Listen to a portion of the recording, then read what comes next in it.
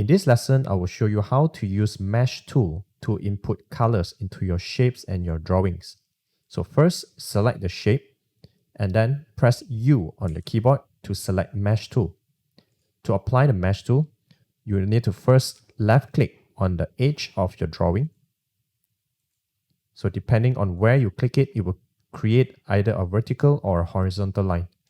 Another way is to left click directly on the shape to create two lines simultaneously. And the way Mesh tool works is that you can select the white arrow and then left click on either one of the points, and you can apply color to it just like this. So each one of the point can have different colors like this. And if you want to adjust the line again, there are two different ways to adjust the line. Okay, the first method is to again press A for the white arrow, left click on either one of the point, and you can move the points. And if you look at it closely, when you shift the mesh point, it will create this kind of effect that looks like it's pinching. You're basically pinching the point and you're pulling it like this. So when you pull it too much, you will create this kind of very weird look. So we'll try to avoid that. But we can also use this to our own advantage. So what you can do is you can actually pinch two dots together, two of the points, to create this kind of very interesting color blending. Because by default, the way Mesh tool works is it will blend from one color to the other color.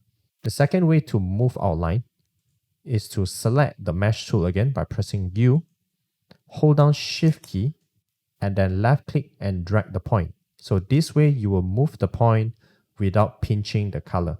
So this is a good method to shift the line in case you accidentally move it wrongly, you want to adjust the position later on.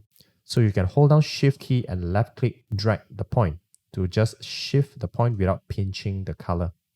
And besides adding color, you can also apply opacity into each individual point.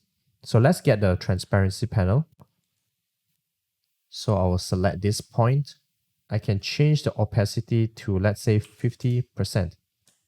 So this point right here is now 50% transparent. So let's create a shape like this.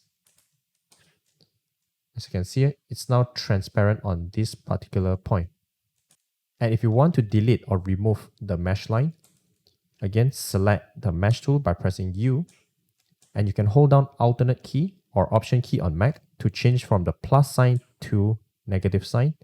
And you can left click on the line, or you can left click on the dot to delete both the lines at once, just like this.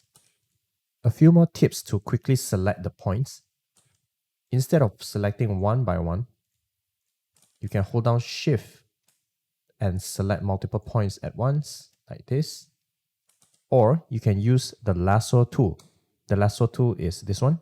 The shortcut key is Q. So by using the lasso tool, you can hold down left click and draw around the points that you want to select. And then you can left click and get the color you want. All right, now let's recreate this 3D sphere using Mesh tool. So let's select the shape, and then I'll press U for Mesh tool. And now the first thing that I want to do is I want to figure out where should I place my point. So over here, I can see that there's a highlight over here. So I want to apply a white color on this spot. So roughly about here, I will left click to create one point. And over here, there's a very sharp and very obvious shadow. So I want to create a curve over here as well. So maybe I'll create another one just right here. So I will try to start with as little lines and points as possible because it will be a lot easier for me to adjust and tweak the color later. It's always important to not overuse the points, or else you will have a very jaggy looking colors. So let's start with the first point. Press A for the white arrow to select this point. Press I for eyedropper tool. And since I'm color picking from an image, and I'll color pick this part by holding down Shift and left click. So I will do the same for each one of the point.